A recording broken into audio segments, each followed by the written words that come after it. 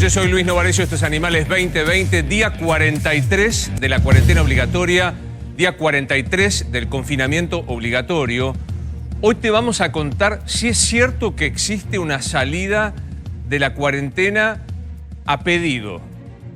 Hoy se ha publicado por allí que hay una especie como de cuarentena flexibilizado, administrada, pedida a distintos jefes de gobierno. Con Javier Calvo, con Nacho Ortelli te vamos a contar. Definitivamente vamos a hablar con una de las entrevistas que a mí en lo personal me gusta, que es el expresidente Pepe Mujica. Va a estar en mano a mano aquí en Animales Sueltos en vivo. Vamos a charlar con el expresidente. Vamos a tener un mano a mano con el ex jefe de gabinete, Aníbal Fernández. Y el tema económico, Gustavo Marangoni nos va a ayudar a entender el efecto de la pandemia económica, porque al lado de la pandemia de la salud hay una pandemia económica. ¿Cuáles son los trabajos que más peligran o que directamente se están perdiendo para cuando se empiece a reabrir la cuarentena?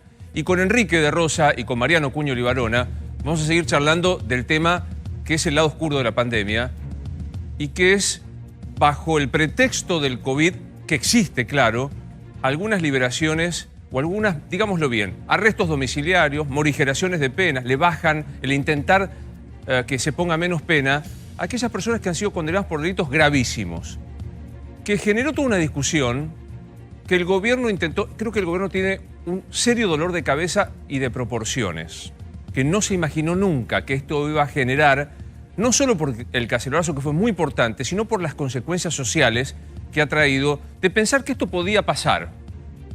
Yo tengo la impresión, no el presidente de la Nación, que está muy molesto con esta situación. No la ministra Lozardo, sino los cuadros que dijeron, aprovechemos esta situación.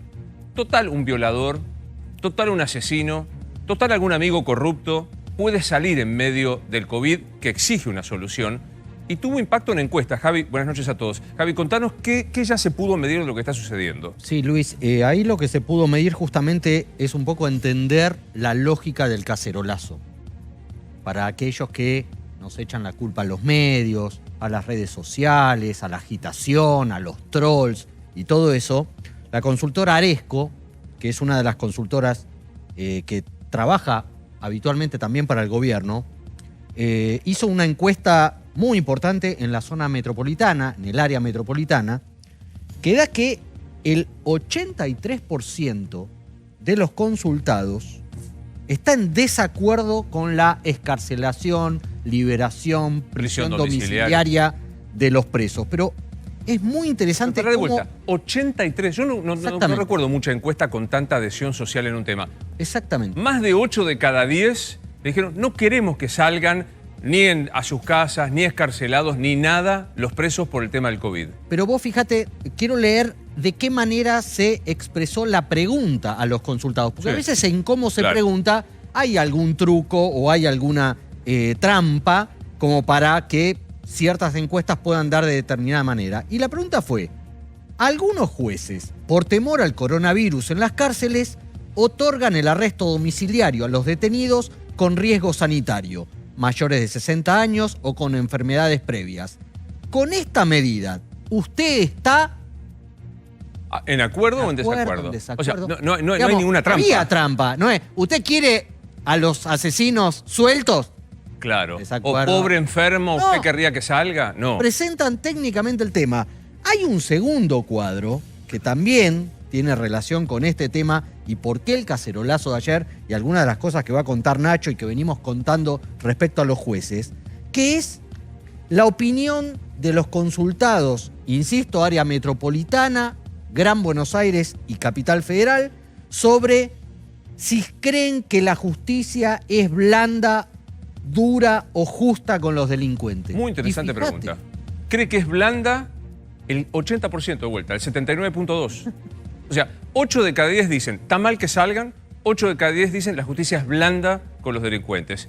Dura, solo el 6,5%, y justa el 6,1%. Me parece que algunos de estos datos fueron leídos por la gente del gobierno, por eso no es casualidad que la ministra de Justicia Lozardo, el ministro de Desarrollo Social Arroyo, hayan salido a decir, hay que entender y atender los reclamos por las cacerolas. Digamos, no salieron. No es casual. No es casual, porque ven que hay una sensibilidad social en donde ya pasó que el kirchnerismo miró para otro lado a la hora de las cacerolas.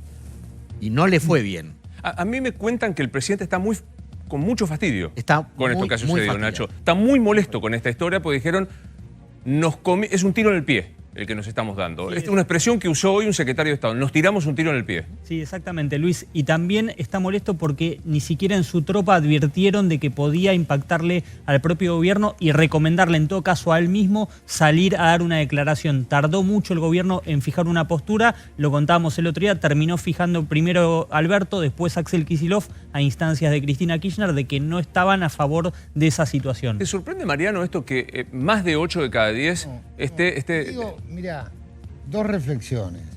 Cuando hablamos de crisis, pandemia, nos referimos al plano sanitario, al plano económico.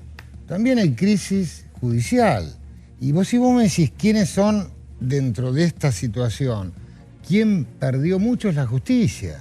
La justicia es del lado perdedor frente a esta crisis. Es un enorme desprestigio. Es un enorme dolor a mí me produce. Porque no todos los jueces son iguales, hay jueces buenísimos y algunos jueces producen este enorme desprestigio social, donde el presidente, acá viene la segunda reflexión, no tiene nada que ver. El presidente está en otra cosa y no le corresponde el juzgar. Este es tema de juez. Lo que pasa es que cuando aparece un secretario de Estado que se constituye como amicus curiae, que va y dice esto y crea todo, y la gente piensa, Poder Judicial, Poder Legislativo, Poder Ejecutivo es todo lo mismo, o el presidente avala esto, y no es responsabilidad de él, esto es responsabilidad de algunos jueces. Claro, porque digo, algunos están reduciendo a una cuestión aritmética. Dicen, che, no son 2.000, son apenas 600. 600 personas que están... Es peligrosísimo, 600 es peligrosísimo. 600, 330, digo, porque si vos reducís la injusticia a la aritmética, no, esto es injusto, son delitos leves. Yo quiero aclarar, es verdad que hay delitos con menos pena, pero un delito, Para que un delito se constituya como tal es porque un conjunto de legisladores que representaron a la sociedad dijeron esto está mal para la sociedad. No es que el delito leve es un delito chiquitito, un delito menos importante, tiene menos pena.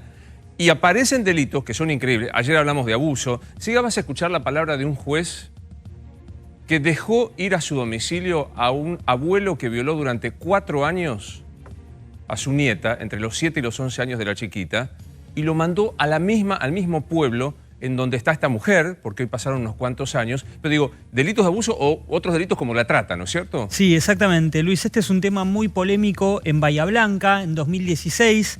Se desarticuló una banda de trata de personas. Uno de los condenados fue Juan Echegoyen, integraba una asociación ilícita de que tenía sometidas más de 25 mujeres.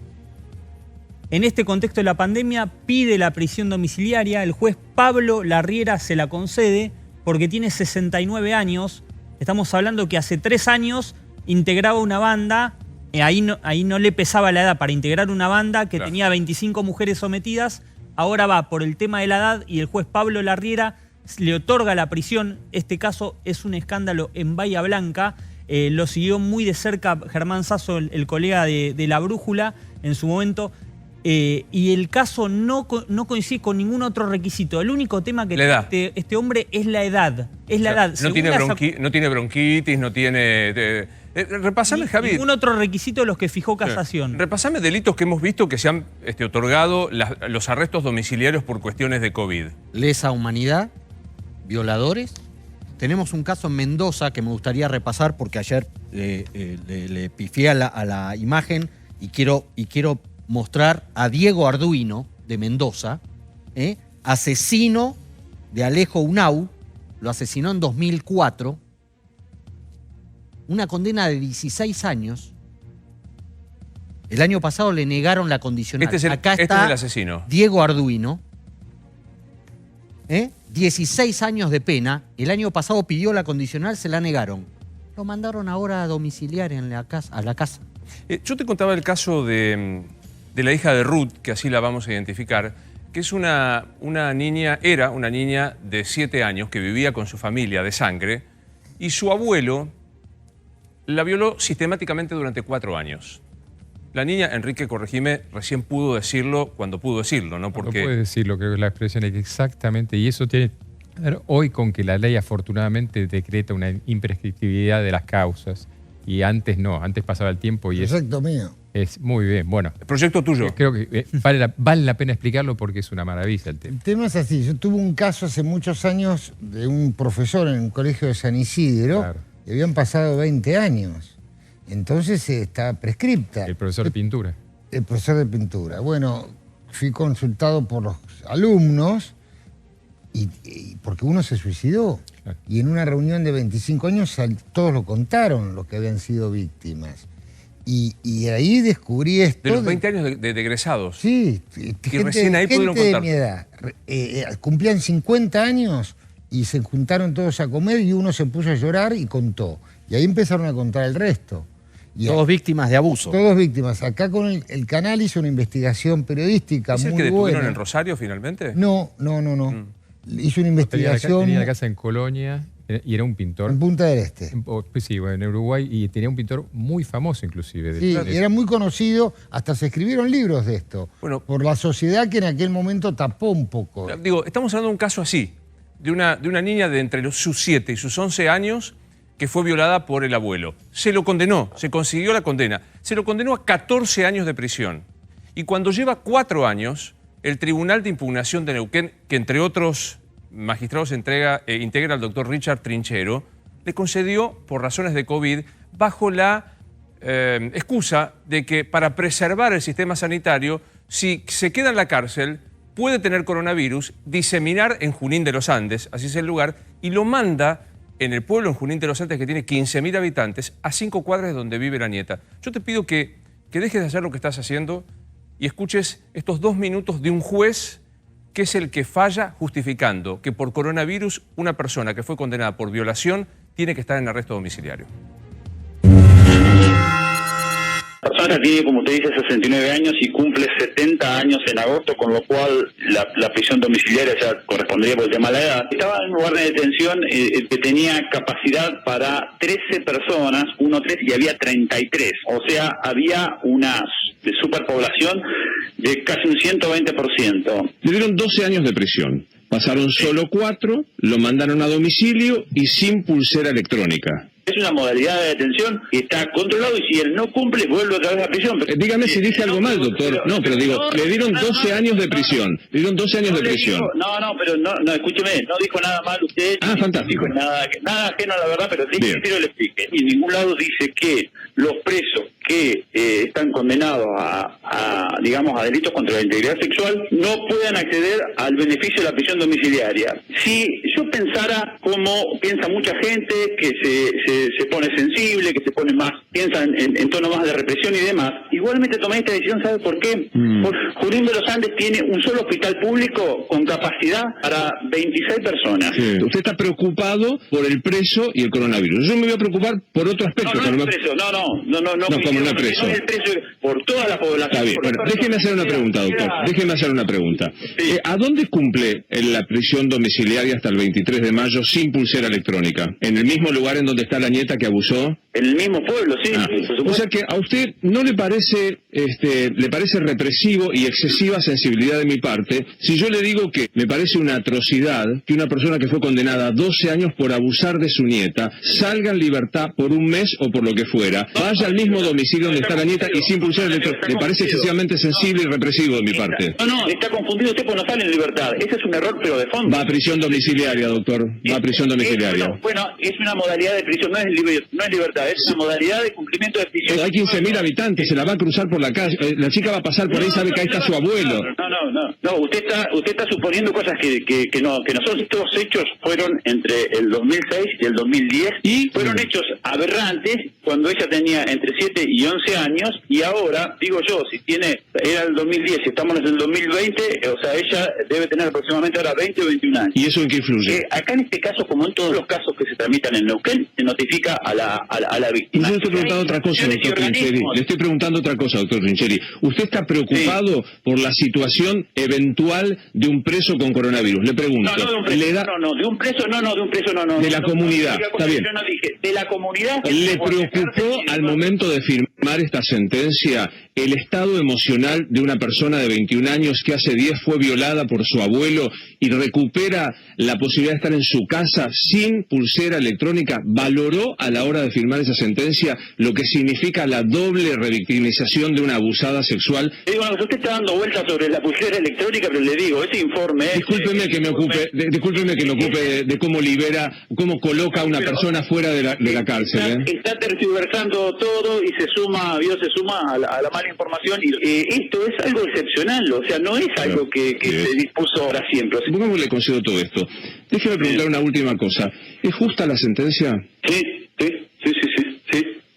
justa. Justa y tiene la conciencia. Es justa y tiene la conciencia tranquila. Yo, en relación a mi trabajo, tengo la conciencia tranquila, sí. Hay un dato más en esta extensa nota que se hacía hoy en Radio La Red. Este abuelo está ahora en la casa donde ya esta chica no está más porque se separó la mamá, con 5 nietos más. ¿Me contás, Enrique, digamos, porque la verdad he sido acusado, y me alegro, de ser extremadamente sensible y represor? No, pero sí, Nacho decía Ruge de Rosa, pues yo les comenté hoy en el grupo casos que hemos tenido de estos abuelos que, por supuesto, una es la víctima que termina siendo denunciada, que denuncia la situación, pero hay que ser iluso para no entender lo que él te plantea, que es, y aparte hay un trasfondo que es el que más me molestó, que es el tema de la edad, que no hay otras víctimas. Es decir, en estos casos nunca, hay una víctima primaria eventualmente. Ahora, en estos casos normalmente hay sobrinitos, otros chicos y demás, y hay varias víctimas. Primer punto. Segundo, muchos de estos casos, como es una cuestión de poder, son abusos sexuales, en muchos casos a veces seguidos de muerte. Esta historia del abuelito, yo hoy les escribí alguna que me acordaba mucho de la zona donde estábamos nosotros, en San Isidro, donde el abuelito termina, bueno, no lo voy a contar por un tema, ahí sí de sensibilidad. Pero la otra grave es que él imagina que es un tema sexual, por ende, si tiene 20 años se lo debe tener resuelto. ¿Cómo que se curó? Claro, como se curó de... La violaron entre los 7 y los 11, ahora tiene 20 minutos, debe haberse curado. Lo digo con todo respeto por esta chica, ¿no? Peor. Como ya tiene 20 años, ya del tema entiende. Es mucho más grave que ya se curó. Mira, si le pasa ahora, ya tiene 20 años. Entonces, no es solamente falta de respeto por la víctima, es falta de respeto por la vida humana en un concepto mucho más amplio. Porque no es solamente imaginar criterios criminológicos que si se revictimiza, si reincide, si demás, sino que realmente es no entender nada de absolutamente nada del tipo de delito inclusive. Porque vos podés no ser criminólogo, estudioso, pero sos un penalista y has visto estos casos.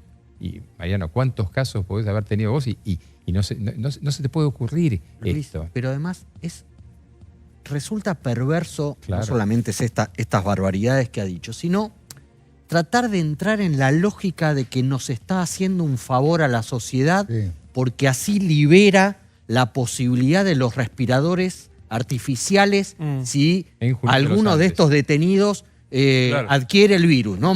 Grupo de riesgo. ¿De verdad me estás diciendo esa pelotudez? Javi, no se burla de eso. ¿De verdad esa hijaputé me vas a decir? Aparte te cuento algo, geográficamente, San Martín de los Andes está muy cerca. Junín, sí, claro. No, claro. Muy cerca de Junín, y tiene muchísimos sanatorios amplios. Claro. Como para ponerlo, claro. No es funcional. A veces me parece que hay una obsesión. No es tarea de él analizar la política sanitaria. A veces que hay una obsesión de algunos jueces, de algunos integrantes ejecutivos, de intentar que no la cumpla la pena como tiene que ser. Cuando debería ser el Estado garantizar que cumplas la pena, porque pasaste el proceso. Claro. Estamos hablando, Luis, de gente condenada, donde hubo un juez de primera instancia, un fiscal, un juicio oral, camaristas que revisaron la sentencia doble conforme, es decir, condenado. Lo voy a sumar al doctor Aníbal Fernández, que fue jefe de gabinete, ministro de Justicia, ministro de Interior y tantos otros. Aníbal, buenas noches, gracias por estar con nosotros. ¿Qué tal? ¿Cómo va? Bien, primera reflexión de estas morigeraciones o arrestos domiciliarios que se están dando bajo el amparo del COVID. No, mucho no hay para decir. El Ejecutivo nada tiene que ver en eso.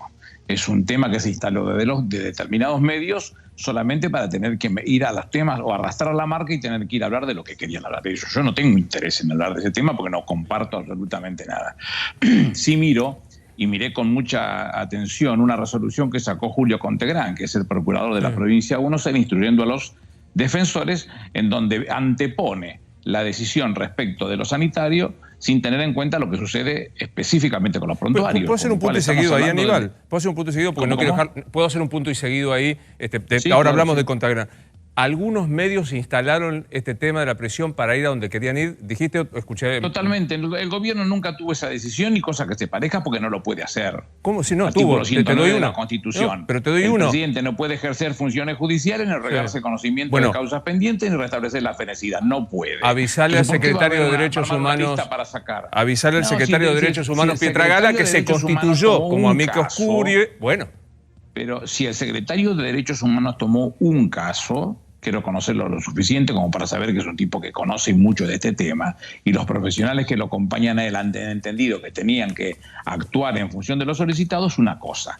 De ahí en adelante, que haya la vocación por parte del gobierno a hacer un listado, cosa que no lo puede hacer porque creo que lo han explicado los panelistas, y fundamentalmente Cunio, que de esto sabe mucho, que son los jueces los que tienen que tomar la decisión. En la provincia de Buenos Aires, como tiene un sistema acusatorio, los fiscales tienen su opinión en el marco de las decisiones que se toman, pero vuelvo a insistir, no hay nadie que haya dicho una sola palabra, salvo lo que haya visto yo, es esa resolución de Julio Contegrame que instruye a los defensores para que vuelvo a insistir, antepongan la situación sanitaria a la situación del prontuario, cosa que es una barbaridad. Pero es las una declaraciones de Kicillof y del presidente antes de que esto estallara mediáticamente, diciendo que había que contemplar la situación de la posibilidad de sacar a los presos para que no fuera un hecho de contagio sanitario, ¿no te parece que no es un inmiscuirse o no es tomar una posición respecto de esta situación? No, porque no decide. No decide. Yo también puedo hacer apreciaciones de todo tipo. El presidente no decide y el gobernador no deciden. El mundo está tomando decisiones de esa característica, basta con mirarlo, los que se llenan la boca porque les encanta la bandera de los Estados Unidos, pero ya van casi más 1.400 las personas que fueron morigerada la pena o pena de cumplimiento domiciliario para resolver el tema del coronavirus. No me va a poner, no me va a usar vos Estados Unidos como ejemplo, no pongo el ejemplo al revés. No, será. pero pongo muchos, hay muchos. Francia, Italia, España, Alemania han tomado decisiones de esa característica. Yo vuelvo a insistir en este tema. Si mi posición es la que tuviera que ser la relevante en el caso particular, que la tomen los jueces, no tienen nada que opinar. Y creo que como abogado, y Kicillof ha sido muy claro. Como abogado, exministro de Justicia, jefe de gabinete, ¿qué opinión tenés de que se permita, a través de resoluciones judiciales, que una persona condenada a un delito aberrante, un delito de lesa humanidad o un delincuente serial obtenga el arresto domiciliario? ¿Estás en contra? No le des más vuelta, estoy decididamente en contra. Me alegra mucho, me alegra mucho. Decididamente en contra. Yo puedo entender que una madre que está cumpliendo su condena y que está terminando su condena por poco tiempo y que está detenida con su hijo, uno tenga que analizarlo y en tanto en cuanto no estén comprendidos en delitos de ninguna de estas características, ni de cumplimiento de situaciones sexuales o sometimiento o trata o lesa humanidad o cosas que se parezcan. Lesa viene de lejal, que es total, absoluta. No, ofensa, ofende a la humanidad. Bueno, sí, esas condiciones creo que son más que gráficas como para que uno tenga que prestarle atención y saber que no es algo tan simple como para mirarlo de costado y dejarlo pasar. No lo creo eso. Creo bueno, que no. Punto y aparte, me quedo tranquilo. Me alegra compartir este criterio de que no estás de acuerdo con este tipo de morigeración o arresto domiciliario. ¿Te gusta el gobierno de Alberto Fernández? Yo integro el gobierno de Alberto Fernández y aparte soy un defensor acérrimo de los gobiernos de los peronistas. Alberto es un peronista hecho y derecho. ¿Es un peronista clásico? ¿Es un peronista que dirías...? No importa, es peronista. Sabiendo que es peronista, yo sé que tiene en su pasta millones de cosas que nos comprenden y que saben que tienen que ver con los que más sufren, con los vulnerables, con los viejos, con los pibes, con los discapacitados, con todos aquellos que durante el gobierno del Mamerto que nos presidió en los 4 años anteriores nos fue muy mal, hizo mucho daño. Bueno, para repararlo hay un presidente en serio. ¿Qué te pasa con esas discusiones respecto de... Bueno, acá sentado a esta misma mesa, Jorge Asís dijo que hay una suerte de loteo horizontal, que no hay... El gobierno coalición ha llevado que haya un ministerio que responde obviamente al ministro, pero un secretario que piensa distinto y más, y ahí subyace la discusión albertismo o kirchnerismo. Yo no estoy de acuerdo con eso, porque nadie puede dudar que yo soy peronista hasta la médula y que estuve con el gobierno de Duhalde, de Néstor y de Cristina. Y me convocó el presidente en algún momento y a mí nadie me pidió a mí que diera fe de ninguna tipo de particular acciones o cosa que se parezca. Tengo posiciones asumidas y las llevo a la práctica. Y en mi caso, cuando me ha tocado tener ministerios, porque he sido secretario general de la Presidencia, ministro de la Producción, ministro del Interior, ministro de Justicia, Seguridad y Derechos Humanos, 2 veces jefe de gabinete de ministro, cuando a mí me pones a un segundo, un tercero de cualquier otra función, hace lo que yo quiero. No tengas duda, perdón que lo diga, parece que fuera un gesto autoritario, pero cuando yo conduzco, a mí no me pones un segundo que va a tener que dar explicaciones en otro lugar, no tengas ninguna duda de eso. ¿No pasa eso hoy? Que hay un segundo que a mí no. No estoy hablando de otros ministerios. Pongamos Justicia. Bueno, pero está bien. Hay una Lozardo, hay un Mena, no, hay un Pietragala. Bueno, pero estás hablando en ese caso. De las 3 personas que vos hablas, a mí me merecen enorme respeto. Sí. Me merece respeto a Lozardo, que fue secretaria de Justicia, siendo yo ministro de Justicia. Me merece respeto Juan Martín Mena, que es un tipo recontra serio y de mucha formación y de mucho conocimiento. Y me merece respeto a Pietragala. Hay que mirarla a la resolución a la cual están queriendo achacar resultados negativos que no los tiene, porque él tiene la responsabilidad como secretario de Derechos Humanos de mirar lo que se le está reclamando. Claro, si lo querés comparar con Abruj, te va a ir muy mal, porque lo hecho por Abruj es un espanto, pero analizado desde el punto de vista del requerimiento, él tiene la obligación de mirarlo, y no juzguen por una decisión que él tiene la obligación de mirarlo como que fuera una decisión de alguien que se cortó solo y dejó garpando al presidente. Bajo ningún punto de vista, yo no tengo duda, lo conozco, Horacio. Dame tu mirada, porque vos fuiste ministro de Producción, si no recuerdo mal, o en la provincia o en la Nación, pasaste por la cartera de Producción, ¿estoy equivocado? Sí, claro, con Duhalde. Exactamente, con Duhalde. Hoy hay una discusión en una cuarentena que fue exitosa, no sé si es la palabra, pero que fue altamente eficiente, que permitió no solo aplanar, sino sostener la curva como corresponde, pero existe la otra discusión de cuándo arranca de vuelta el país. ¿Cómo vivís esta tensión entre los que dicen, ya está, arranquemos porque el país quiebra, y los que dicen, no, a rajatabla la cuarentena? Yo estoy convencido que hay que comenzar a pensar cómo se sale. Estoy convencido. Estoy convencido que hay cosas que no se pueden hacer. Lo que decían ustedes recién antes de entrar al aire, estaba viendo por la tele y lo que dicen del fútbol, de los teatros, de los cines, pero la realidad es que el mundo está preocupado por lo que está sucediendo con este bicho en el mundo, que donde te agarra mal parado te voltea y requiere de un trabajo serio como se viene haciendo. Yo con el presidente hablé los primeros tiempos y yo le era un poco más hincha, porque no puedo hacer otra cosa, respecto del lockdown, quería del encierro, del parate, porque era la única forma de garantizarnos que teníamos vacunas. La única vacuna es que no te toque. Estando bien separado y garantizándose que no haya cruce, porque el bicho lo llevamos nosotros, no lo vamos a buscar, no viene a buscarnos a nosotros. Entonces, esa situación tiene que ser revisada. En cuanto a las actividades, yo soy titular de Yacimientos Carboníferos Río Turbio y nuestra actividad desde el primer momento está eximida de este tema y me permite trabajar con ello. Porque una cosa esencial, una actividad esencial, recordémoslo. Claro. Todo lo que puedo hacer en home office, y cuando no tengo más remedio, 1 o a veces 2 veces por semana, tengo que ir al centro, no tengo más remedio. Pero buscar las formas de garantizar. Lo que el presidente ha hecho es ser reconocido por todo el mundo, reconocido por Angela Merkel, que es quizás el ejemplo más maravilloso para mirar, porque es una mujer que tiene una formación de científica y que no tuvo ningún empacho desde el primer momento en pararse y decirle, ¿sabe qué? Vamos a tener el 70% contagiado. Entonces no me jodan, vamos a empezar de cero, o nos ponemos en serio a laburar con esto, o vamos a tener un dolor de cabeza muy grande. ¿Y quién lo hace? Los que saben, suele suceder eso. Sí, claro. ¿Sabe? Cuando nos encontramos con los que saben, dicen las cosas como tienen que ser y no andan timoratos viendo cómo pijotean el número porque tienen miedo a que eso tenga un impacto político. Hay que decirlo como lo son. Bueno, en este caso, vi recién la encuesta que hizo Federico Aurelio, a quien tengo un enorme cariño y respeto, pero nosotros tenemos que prestarle atención desde el punto de vista de que no es lo que nosotros queremos. Qué acertados estamos, entonces, porque no queremos nosotros eso. No represento al presidente, hablo por mí. Está claro. Algunos dicen que el gobierno se ha enamorado de la cuarentena y que la ha puesto tan rígida que no sabe cómo salir porque tiene miedo a cualquier consecuencia que se dispare el índice de contagios o demás. Y que gobierna cómodamente porque prácticamente no hay Congreso, el Congreso quizá con suerte la semana que viene que arranque, la justicia está totalmente paralizada y todo se concentra en la autoridad del presidente que, dicen algunos, gobierna cómodamente con este sistema de hegemonía de poder. Me suena tonto. Los decretos de necesidad de urgencia que el presidente ha sacado son todos apreciables. No hay nada que haya hecho algo que traiga dolores de cabeza o que haya tomado decisiones supranacionales y que impacten de lleno en lo que el Congreso tendría que haber decidido en algún momento. No hay nada de eso, absolutamente nada. Todo lo que ha hecho ha sido dirigido específicamente a conclusiones como las que estamos buscando.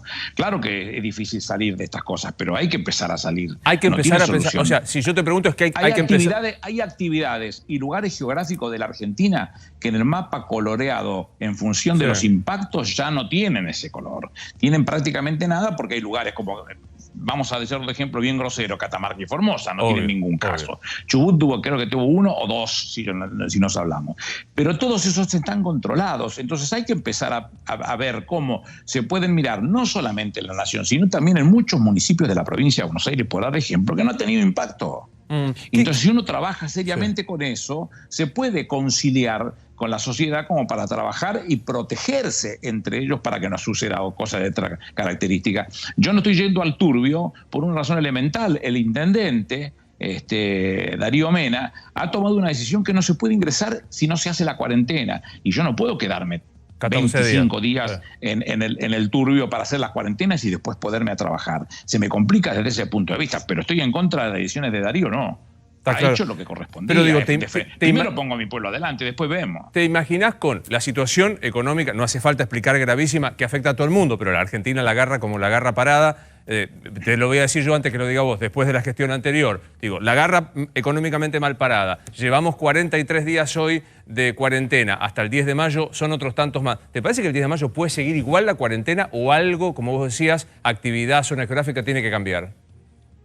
Pero es una expresión meramente personal, no representa al gobierno. Yo estoy convencido que hay actividades que hay que separar, estoy convencido que hay espacios geográficos que hay que separar. Empezar por esos lugares que son los simples. Si no hubo ningún caso, tomemos los recaudos para que no entre ninguno y sigamos como estamos, que va bárbaro. Eso se puede resolver. Hay determinadas actividades que también se pueden resolver. Y yo no digo, cuando decía recién respecto de las actividades que no de los delitos que no estoy de acuerdo que tengan las posibilidades de que se le morigere la pena o se le dé una pena domiciliaria, no estoy diciendo que no se tengan los cuidados sanitarios del caso en las celdas que deben ser sanas y limpias para reinserción del condenado o del detenido. Sí. Bueno, yo no estoy yendo a buscar soluciones que el Estado tiene que procurarlas y en el marco del respeto por sobre todas las cosas. Quiero que la mesa quiere hacerte un par de preguntas, pero no estoy diciendo que se va Santiago Cafiero de ninguna manera. ¿Aceptaría ser jefe de gabinete? Yo voy a aceptar lo que el presidente quiera que yo haga, porque yo tengo un amigo que es presidente ahora. Con ese amigo hablábamos todos los días y a veces casi todas las semanas desayunábamos un día por semana, porque tuvimos inclusive cosas profesionales, no políticas. Entonces, durante esas charlas muchas veces hablamos qué iba a suceder si Cristina iba a ser presidente, qué iba a hacer él y qué iba a hacer yo. Yo le decía que no tenía vocación de volver a la gestión, que yo quiero colaborar. Toda la vida viví para la política, no voy a dejar de hacerlo. Lo que yo quiero es colaborar, pero no necesariamente tiene que ser uno. Ya fui todo, menos presidente y gobernador fui todo. Pero digo, si te ofrece ser, porque decide... Bueno, pero te termino con esto. Entonces, en esa charla, él sabe lo que opino. Cuando él me buscó para que yo presidiera o interviniera yacimiento carbonífero Río Turbio, lo hizo porque me necesitaba y ya estoy. Saludo uno, se golpean los tacos y se arranca. Igual si te ofreciera. Si él me necesitara cualquier cosa o en donde se le ocurra, yo estaré dispuesto a trabajar para él, no tenga duda. Calvo. Aníbal, ¿usted se siente un poco exiliado, digamos, no tenido muy en cuenta por el gobierno, teniendo en cuenta que lo mandaron como a un lugar lejano, poco expuesto políticamente? ¿Cree que pesó alguna mala fama ganada políticamente durante el gobierno de Cristina? Si fuera así, no me están llamando a las 11:30 de la noche para que salga por televisión. ni tampoco me importa un comino esa situación. Es un poquito más seria este tema. Yo no estoy en la gestión porque yo no fui a pedirle nada al presidente. Cuando el presidente me llamó el 31 de diciembre para saludarme, charlamos un rato, me dijo, ¿cuándo? Yo estaba en la costa, volvés a Buenos Aires, vuelvo el 6, avísame, le avisé, estuvimos 1 hora y media hablando. Ni le pedí nada, ni me ofreció nada. Cuando él me necesitó, me buscó. ¿Por qué me buscó? Y porque creo que tengo algún valor, me lo he ganado, algún derecho lo he tenido. Entonces ese análisis, no lo tomes a mal, pero es un análisis horrible. Lo que estás buscando, buscarme la lengua a mí, con mucho menos de eso me podés buscar la lengua. La verdad que no tengo ganas de echar las pelotas y lo doy por terminado, nada más que eso. A ver, pero en honor, qué difíciles que son los peronistas, ¿no? Se pueden decir cualquier cosa, ser enemigos íntimos. No, pero te están diciendo que vos sos poco menos que el fantasma de la ópera. No, pero digo, Yo no tengo nada. Mirá, estoy procesado en 4 causas. Ninguna de las causas es por un hecho de corrupción. Ninguna. Claro. No hay ninguna causa que me puedan haber hecho a mí por ningún hecho de corrupción. ¿Por qué tengo entonces mala imagen? ¿Por defender a mi gobierno? ¿Sabe qué es eso? Es una conducta de un cuadro de la política del peronismo. Y soy orgullosísimo cuadro del peronismo para defender las ideas del peronismo. No, pero yo iba entonces, esto, no me importa nada. Yo iba voy a seguir haciéndolo. Alberto dijo cosas tremendas de Cristina, hoy es su vicepresidenta. Vos en aquel momento te peleaste duramente con Alberto y decís que son amigos que van a tomar el té todos los días. Son raros los peronistas, ¿no? Es un comentario gorila el que necesito hacer esta noche, pero son raros los peronistas. Por supuesto, por eso te lo respeto. Como sé que es inevitable que te salga, lo respeto, pero ¿sabes qué? Yo nunca hago las zanjas tan anchas como para no poder saltarlas. Ni con Alberto, ni con Cristina, ni con nadie. Porque no hay nada que me genere odio o bronca, como los que pueden haberle hecho mucho daño al país. Esos tipos me generan broncas, pero después que yo no pueda tener la vocación de sentarme a hablar con alguien que en algún momento discutí, como ya no he discutido y soy un amigo hace 30 años, ¿qué va a hacer? Está claro. Estúpido no tener capacidad para rebobinar. Ortelli, te quiero hacer una pregunta, pero me quedé con esto. Políticamente, salvo que me vas a decir, lo odio personalmente, pero políticamente, ¿a quién odias? No, yo no tengo Dios, no, gracias a Dios tengo esa enorme bendición de Dios de no tener que odiar a nadie, no odio, pero digo, si tuviera que ponerle a alguien broncas, se la pongo a los que vinieron a afanarse el país, a los que para su familia, para sus amigotes, para todos esos, siempre les cupo la posibilidad de meter la mano en el bolsillo y hacerlo. Nunca gastaron un centavo de plata bien habida. Entonces, estos tipos los voy a denunciar 24 horas al día durante un año completo. No me voy a callar nunca, pero no significa que eso sea odio. Claro. Que lo resuelva, que lo explique y si cometieron delitos, que los cometieron, que los sancionen, pero no porque yo tenga odios. Ortelli.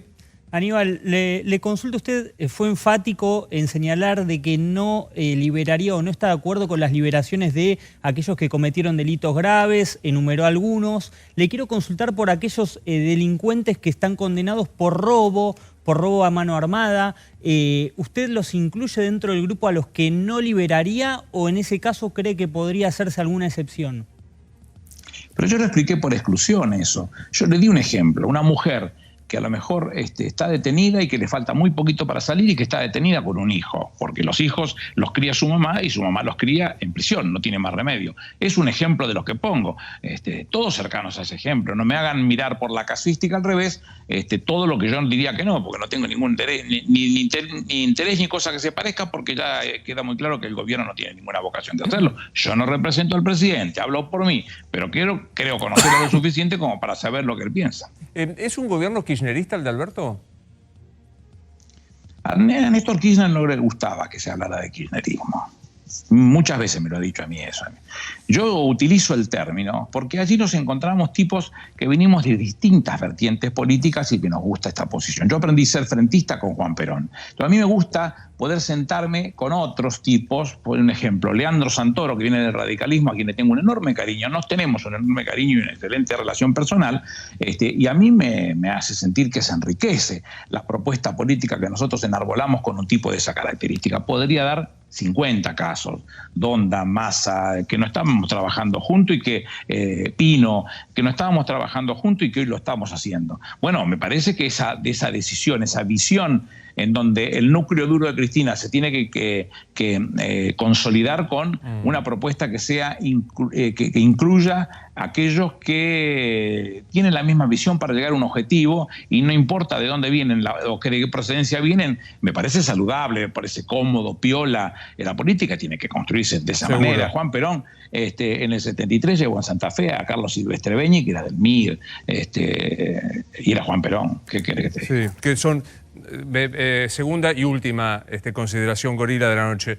Son raros los peronistas. Mencionaste a Massa, Donda. Gracias a Dios. Gracias a Dios. No, pero las cosas que se dijeron entre Massa, Donda, gracias y ahora a Dios, son... está bien. ¿Eh? Gracias a Dios. Gracias a Dios somos raros, porque podemos juntarnos. Si fuéramos raros y no pudiéramos juntarnos, sería para dolor de cabeza. No, pero lo que pasa es que si se juntan juntarnos. los otros, son infames traidores a la patria. Si se juntan ustedes, están construyendo política. No, mi amigo, no. Yo nunca me meto con la oposición, que se junten con quien quieran. Se juntaron con los CEO y mira cómo nos fue. Se chorearon todo. Mira qué fácil es que te lo explique Quintana, que te lo explique Luis Caputo, que te lo expliquen todos esos que metieron la mano, viejo, que lo expliquen ellos. Sí. No me hagas explicarlo a mí, porque a mí durante 4 años me tuvieron a los saltos por un bizcocho, y la realidad es que no pudieron meterme en cana nunca porque lo buscaron, juro que lo buscaron, porque nunca hice nada que no correspondía. Bueno, que ellos pasen por el mismo filtro en algún momento.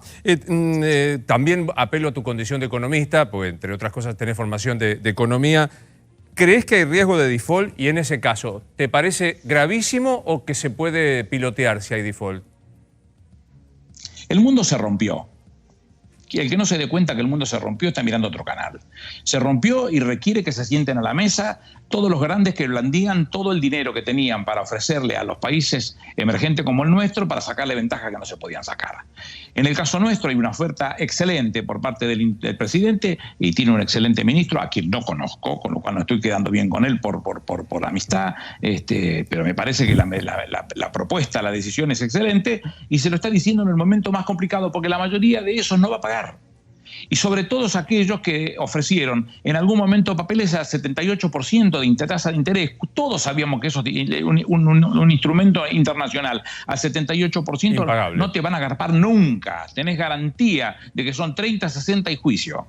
Sí, sí, claro. No hay forma que se pueda pagar. Entonces la presentación que le está haciendo a la Argentina y lo bien plantado que está el ministro diciéndole, mire, es la única posibilidad que tenemos, yo entiendo, con mucho respeto, que no mucho tiempo más va a ser bien apreciada, porque el mundo que se rompió no lo puede resolver de otra manera. Hay un diagnóstico del mundo que comparto a pie juntillas. La pregunta es, escuché los otros momentos decir, bueno, no es tan grave si entramos en default. ¿Es grave si entramos en default? Yo siempre creí que teníamos que tener cuidado con determinadas situaciones. El 2001 ya teníamos el default encima, solamente con todo lo que tenía que ver con papeles privados, no públicos. No estaba el fondo y no estaba ni el Banco Mundial, ni el BID, ni la Corporación Argentina de Fomento. No había públicos, solamente eran privados. La discusión y sigue siendo con los privados, donde se le está haciendo una quita cercana al 63% en los intereses y cerca al 5% en el capital, de algunos que ganaron fortunas con los papeles argentinos, en donde estuvieron estos tipos que te acabo de mencionar. Noctua, el fondo de Luis Caputo en Miami, es uno de los que recibe papeles hasta del JP Morgan, con lo cual tenemos elementos de sobra para ver por dónde se iba la guita de los argentinos. Casi 80.000 palos se fugaron de la que tomaron fundamentalmente del Fondo Monetario. Que la Argentina no va a decir nada, tiene que decir lo suyo porque no lo puede pagar. O sea que para vos no es menor entrar en default, no es una pavada entrar en default. No, claro que no es ninguna pavada, pero que el ministro está bien plantado y que no va a ceder tranco de pulgo por lo que se ve, a mí me hace muy feliz. ¿Tranco de pulgo? Tranco de pulga. Sí. Te escuché tranco. Sí, Nacho. Sí, Aníbal. Pulgo, me puedo No, pensé que era uno nuevo que no lo tenía. Yo vengo de Santa Fe, sí. Aníbal, usted habló de una campaña mediática contra el gobierno. ¿Cree que está la oposición detrás de esta campaña y puntualmente cree que Mauricio Macri está detrás de esa situación? Mauricio Macri es un señor que no tiene ningún tipo de formación, ni económica, ni jurídica, ni política, ni ética, ni moral. No tiene ningún tipo de formación. No puede ser líder de nada ese tipo, porque los liderazgos no piden permiso, se hacen y se hacen. Entonces, ¿qué es lo que me preocupa? Me preocupa donde hay plata, porque a esta gente le pone plata a sus mandantes y esos son los que generan las operaciones a las que es sometida el gobierno. Si el gobierno no dice esto que estoy diciendo yo, hace bien en no decirlo, pero yo lo digo, porque no tengo ninguna duda que es así. Determinados programas, determinadas acciones, determinados personajes actúan en función de la plata que cobran y eso es lo que lo que estamos viendo y lo que vamos a tener que sostener durante un buen tiempo, pero son las reglas del juego. Claro. A mí no me asusta eso, no me preocupa, hay que seguir por el mismo camino. El presidente es muy claro y además no es de arriar con un palito el presidente. Gustavo. ¿Qué tal, Aníbal? Feliz día. Pregunta, hablaste de un criterio geográfico para ampliar la cuarentena. ¿Se te ocurriría, o si tenés que sugerir otro criterio, cuál agregarías? ¿Capacidad de los sectores que tienen posibilidad de generar divisas, mano de obra? ¿Por dónde se te ocurriría además hacer más capital? Pero hay que sentarse a la mesa y mirarlo. No es tan fácil como para hacer esto como si fuese el maestro de ciruela con ese. No es tan fácil. Es una cosa muy complicada.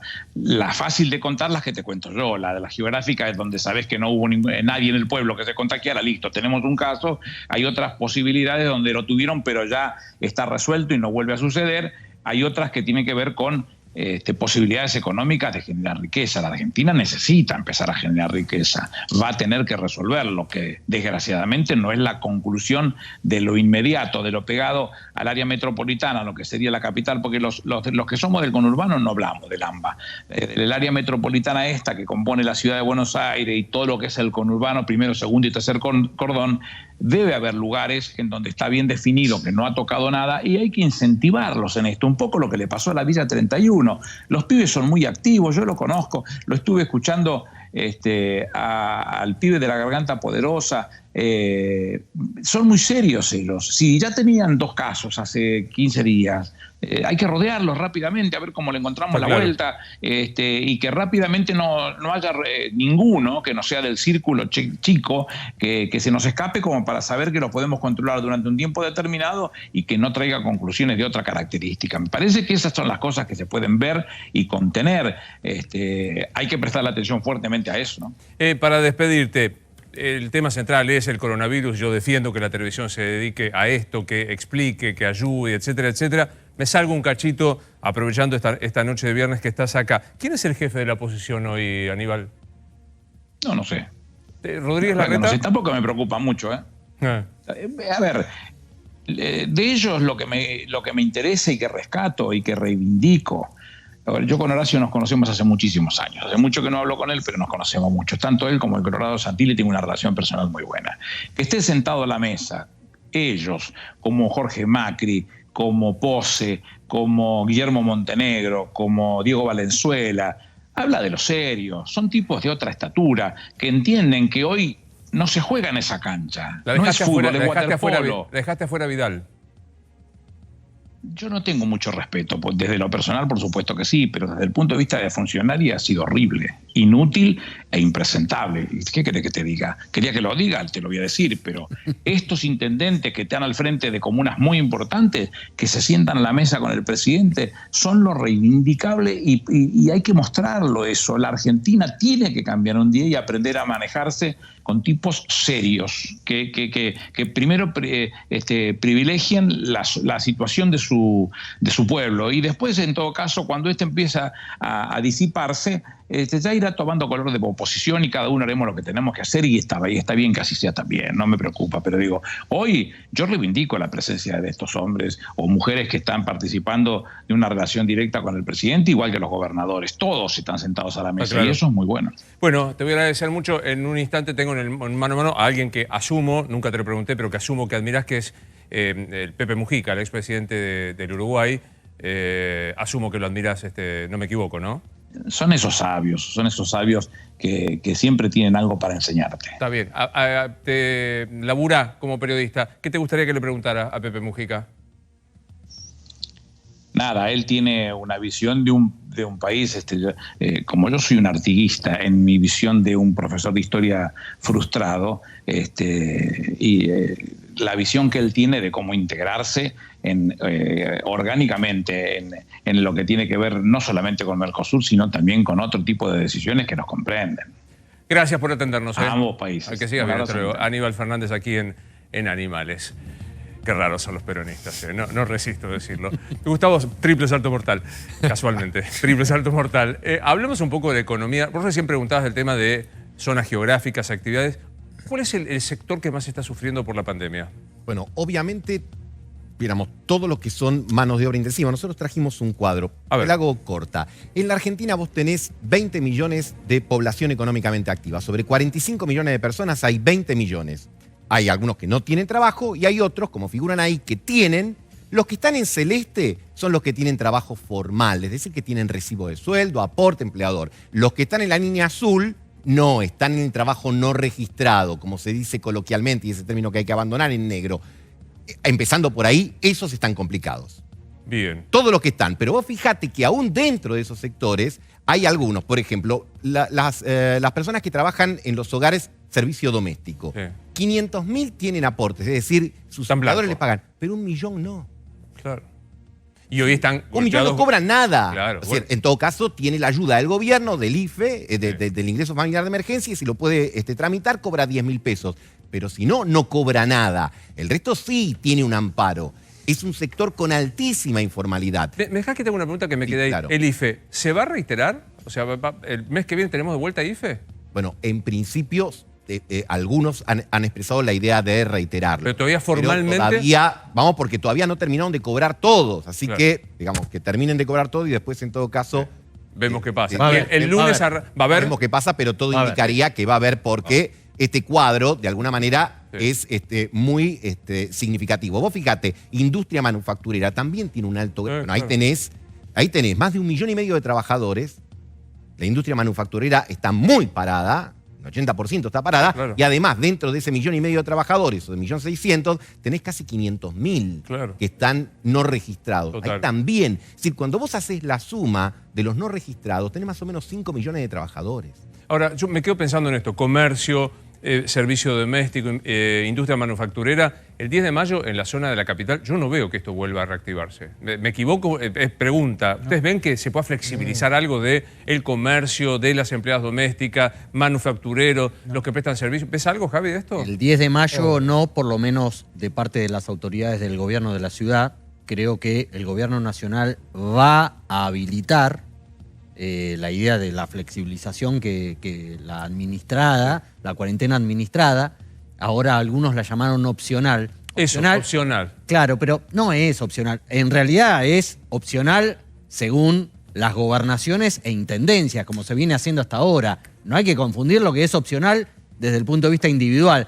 Si yo quiero salgo a dar una vuelta, si yo quiero abro el negocio, si yo quiero abro la pyme, el gimnasio. No. Claro, eso no. Eso. Me voy ya mismo al expresidente Mujica, pero que preguntaste porque cayó en la charla con Aníbal. ¿Qué es de la vida de Marcos Peña? Está exiliado en una chacra en Pilar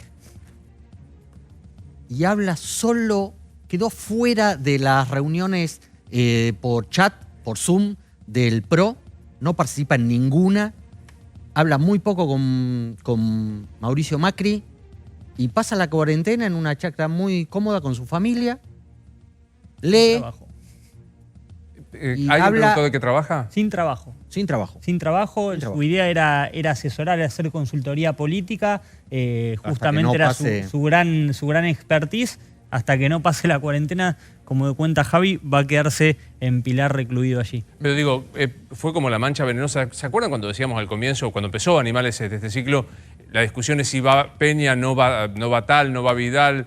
Me acuerdo de aquella foto de Horacio Rodríguez Larreta mirando el reloj como diciendo ¿cuándo termina esto? Ahora ya directamente no participa. No participa de ninguna de esas conversaciones, no integra la Mesa Nacional del PRO, no integra ninguna reunión orgánica del PRO. Habla con algunos exfuncionarios, amigos, y muy poco con Mauricio Macri. No tiene vínculo con Pichetto, no tiene vínculo con Patricia Bullrich ni Horacio Rodríguez Larreta. Bueno, para nosotros es un gran lujo tenerlo en el Uruguay, saltando el charco.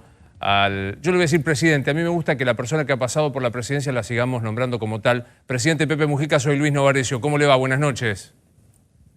Buenas noches, un gusto saludarlo. Gracias. A la distancia y a mis compatriotas.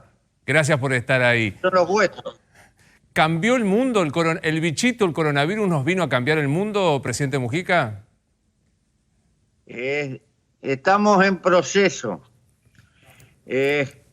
Nunca se acaban los males, van poco a poco creciendo, dice el hijo de Martín Fierro por ahí.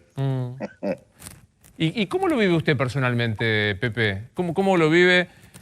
Me dicen que tiene un poquito más de 65 años, o 70, que es la edad de riesgo. ¿Cómo la está viviendo a esta situación?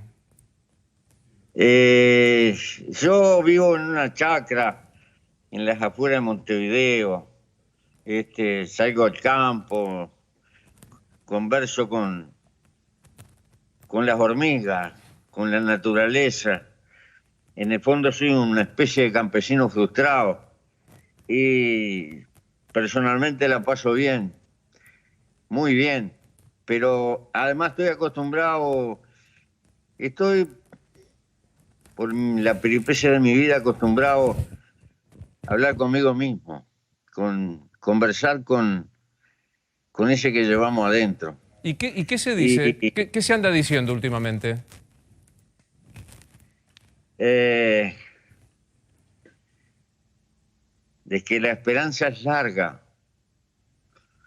y el camino tiene muchos adoquines. Nada más ni nada menos. Pero en el fondo la vida es hermosa. Tenemos un largo no ser del cual venimos y nos espera un largo no ser. Por lo tanto, la aventura de estar vivo merece intentar vivir la vida al tope. Pero como es algo tan cotidiano, nos solemos olvidar que lo más importante es el milagro de estar vivo. Usted sabe que yo me quedaría solamente hablando horas del concepto más interesante que he escuchado en las últimas 60, 600 semanas, que es eso que usted definió como el largo no ser que nos antecede y el largo no ser hacia el que no vamos. Después hablo un cachito de eso, pero ahora me voy a detener en un ser muy prosaico, muy concreto, que yo le preguntaba al comienzo, que es el mundo que está cambiando. Nuestro presidente habló, le propongo que lo escuche 40 segundos, sobre el coronavirus que cambió el capitalismo. A ver qué le pasa cuando lo escucha Alberto Fernández, por favor.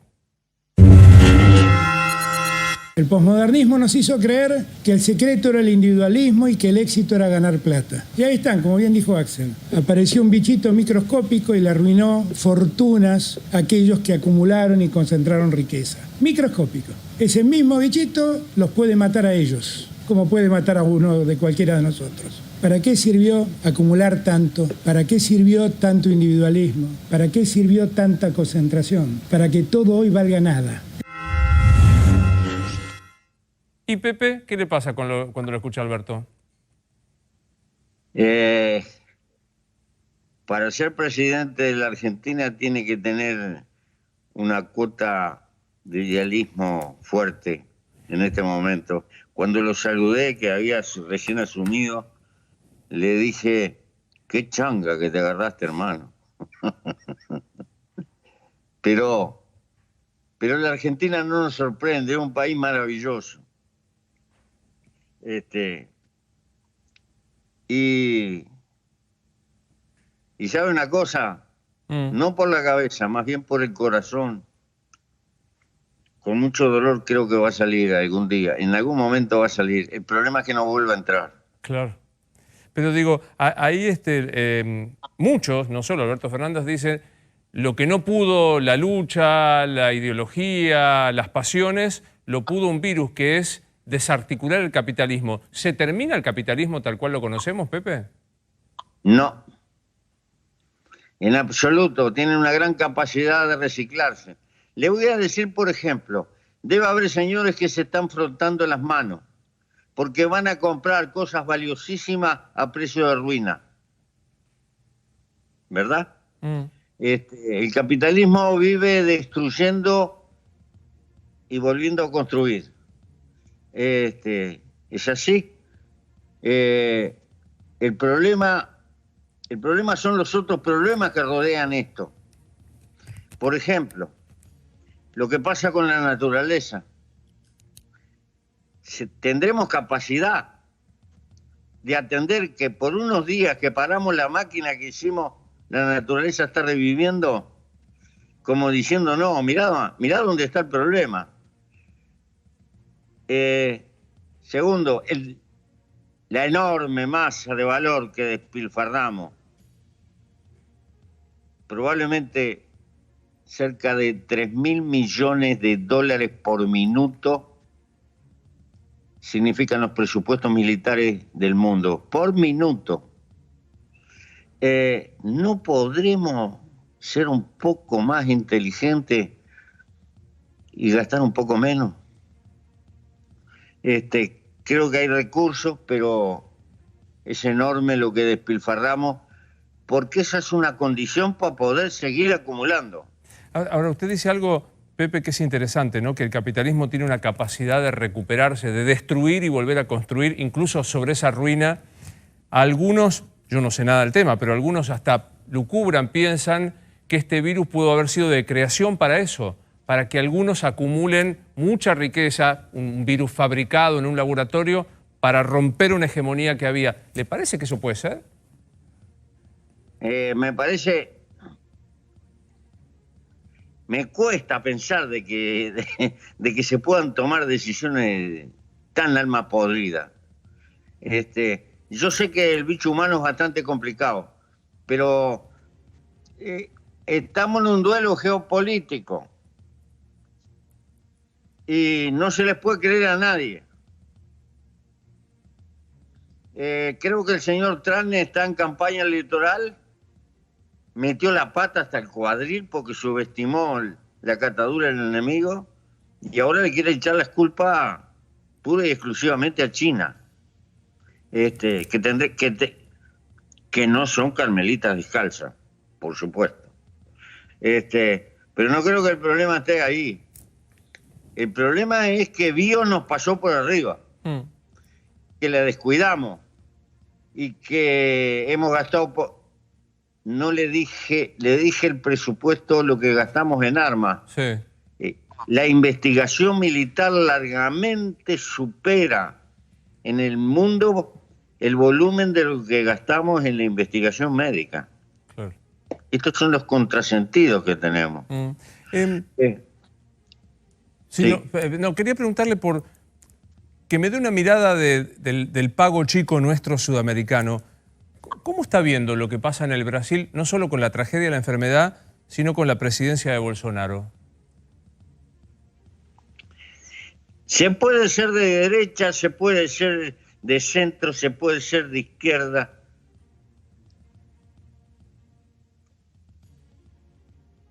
Pero lo peor es cuando se es fanático en una posición.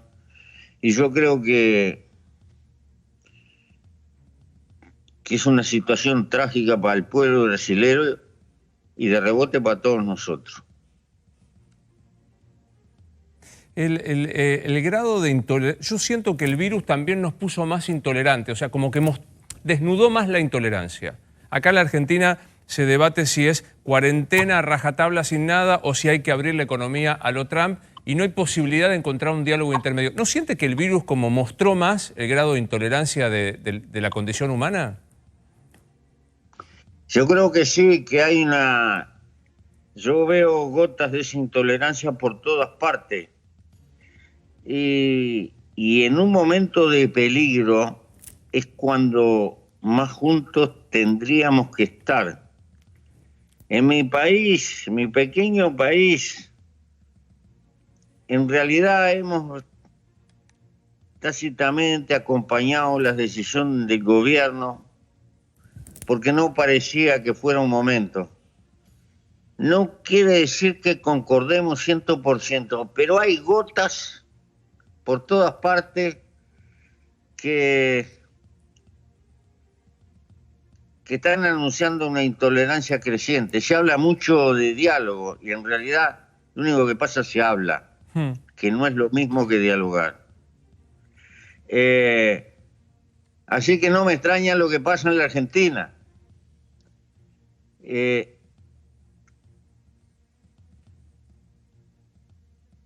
Podemos pagar un costo muy caro por esto. Déjeme que ahonda un poquito más ahí. ¿Qué pasa en la Argentina, Pepe?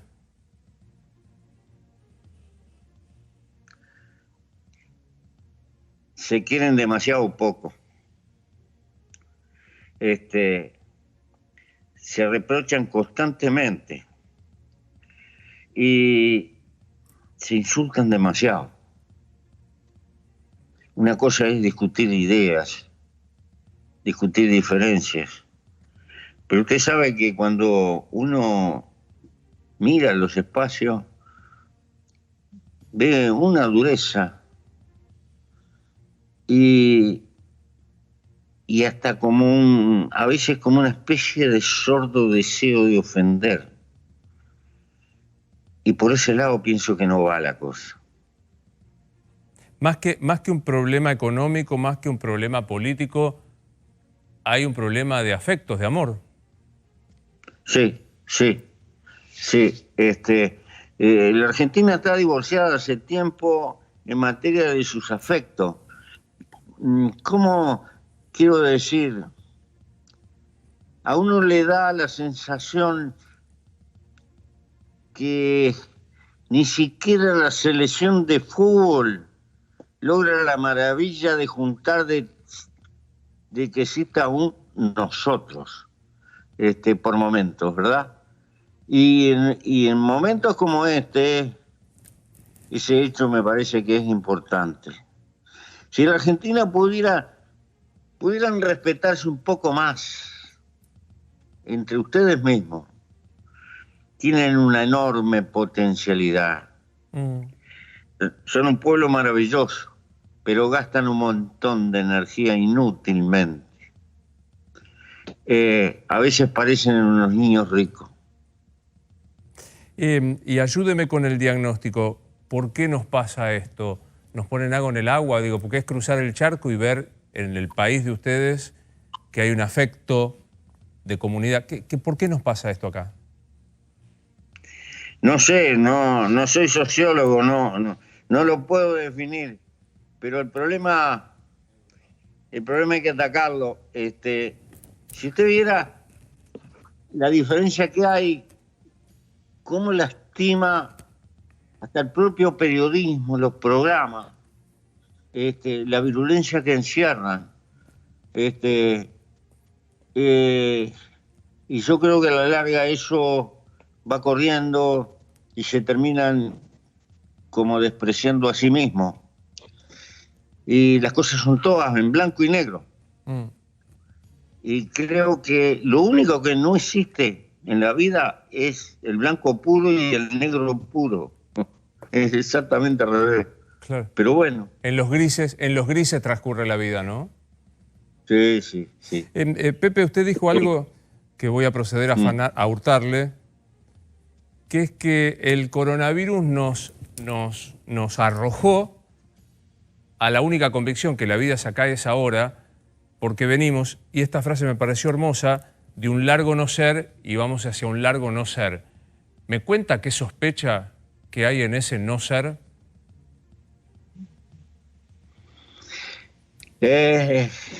Mi querido amigo, acá entramos en las definiciones de lo que cada uno siente. Si yo pudiera creer en Dios, cosa que no puedo, pero para mí sería muy fácil, porque diría, esto es una advertencia a los sapiens, que hay que cambiar, que hay que tener otros valores para moverse. Pero como no creo, me quedo sin respuesta.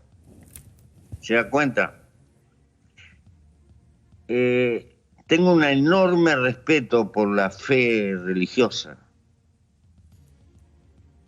Y esto lo aprendí en la cama de un hospital, donde se moría gente. Me di cuenta que las religiones cumplen un hermoso papel para ayudar a bien morir. Y que el hombre es un animal utópico. porque no existe en ningún momento de la Tierra, en ninguna etapa, que los sapiens no inventaran creer en alguna cosa.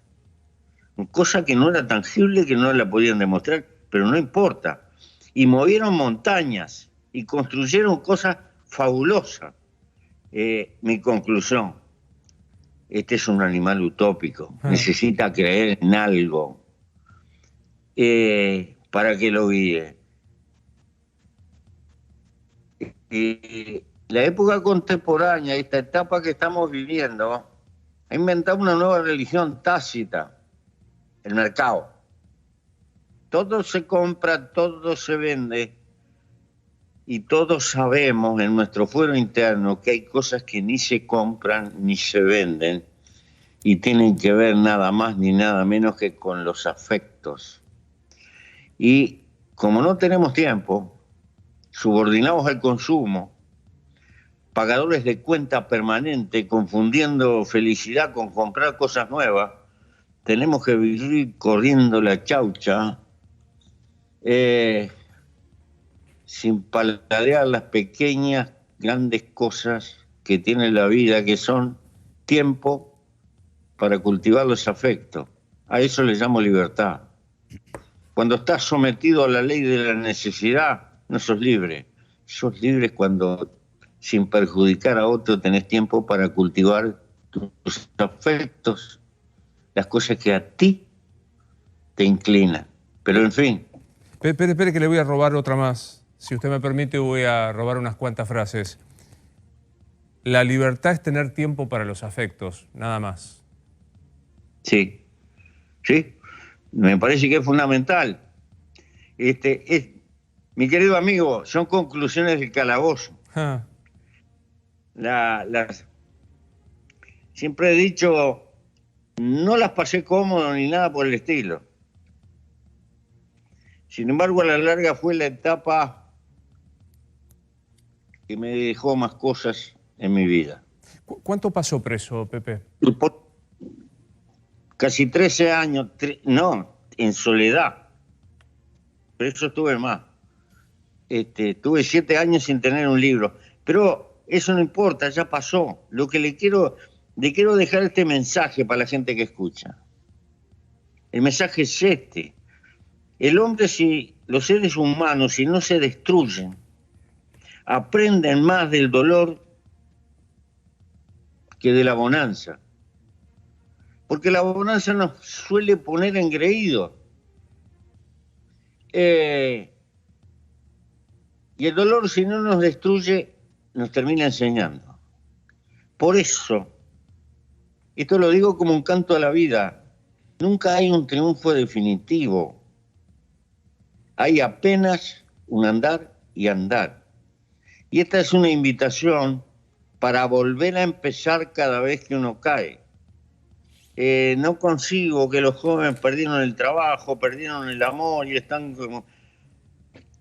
Mijito, si perdiste el amor, no digas no vuelvo a jugarle al amor.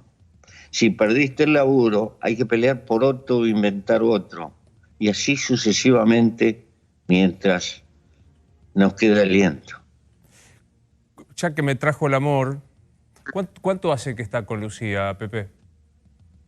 Un montón de años,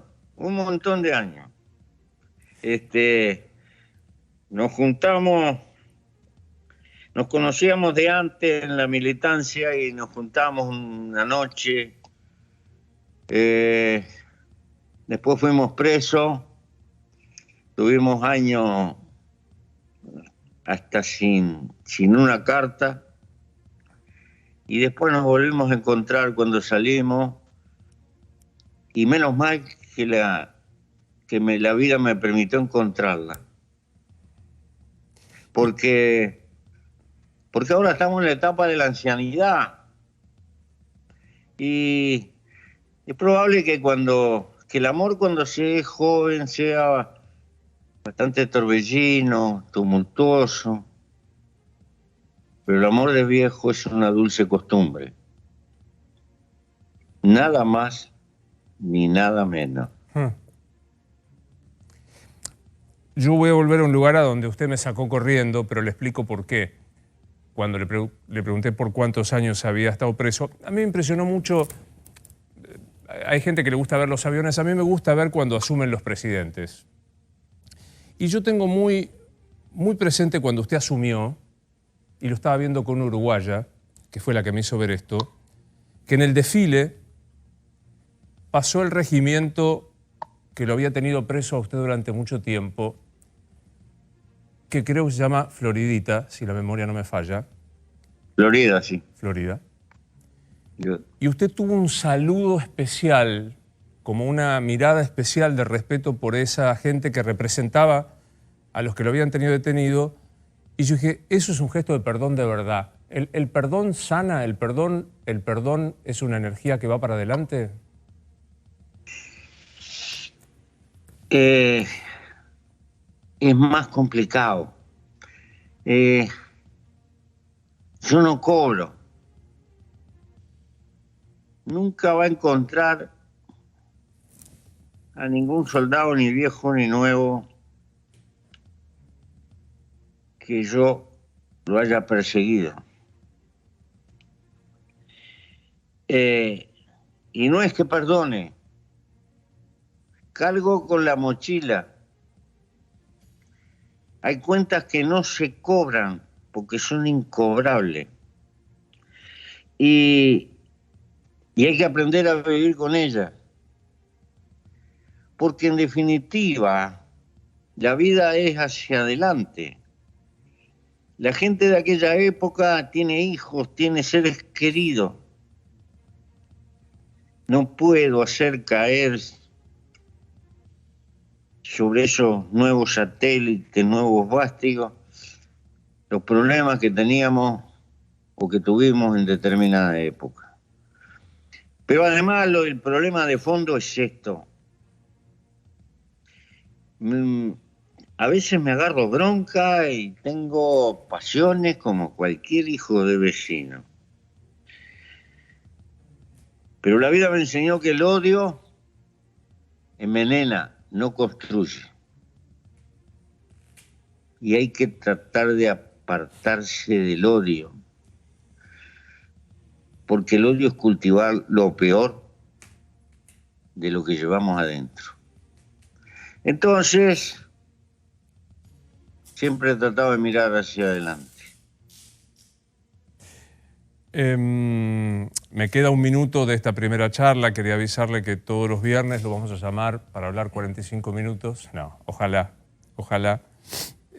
Y tuve la sensación de estar haciendo, antes de meterme en este bolonqui de la política, que es este programa maravilloso, yo hacía un programa de charlas de 50 minutos de hablar de la vida.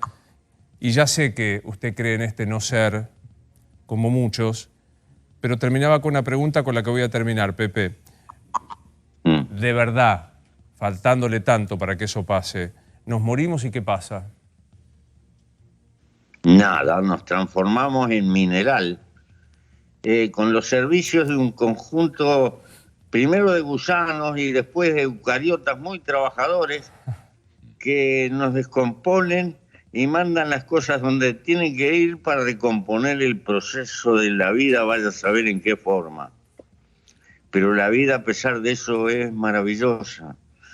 Y es un puntito probablemente en las soledades del universo. No creo que haya vida solo en nuestro planeta, pero lo que no tengo duda es que la inmensidad del universo, la vida apenas son algunos puntitos. Y pertenecemos a ese cuadro hermoso de la vida, que es hermoso porque nos morimos. Pepe, gracias, de verdad, un fuerte abrazo desde Buenos Aires. A ustedes. Cuídese. Y vamos arriba. Sí, señor. Gracias. Nos vemos Siempre el viernes que todavía viene. paró. Gracias. Un saludo a Lucía. Gracias. Hay poquitos momentos, cuando vos laburás de lo que sea, hay poquitos momentos en donde el laburo se transforma en algo muy distinto. La tele generalmente siempre es tele. Es hacer una serie de cosas con cámaras. Y muy pocas veces la tele deja de ser tele y se transforma en una ceremonia. Y yo quiero agradecer especialmente a este canal y a quienes producen este programa porque me concedieron la posibilidad de sentir que estaba haciendo otra cosa que era tele. Y en Vero Daviche, en Cristian Sedam, en Juanpi Romero, en Juan Cruz Ávila y en todo Jotax, muchas gracias por este rato. Como soy gorila, me olvidé 1 de mayo saludar que era el Día del Trabajador, en ustedes, en mis compañeros de aquí, a todos feliz día, a los que no tengan laburo, lo mejor. Nos encontramos el lunes, Estos Animales 2020, soy Luis Novares y buenas noches.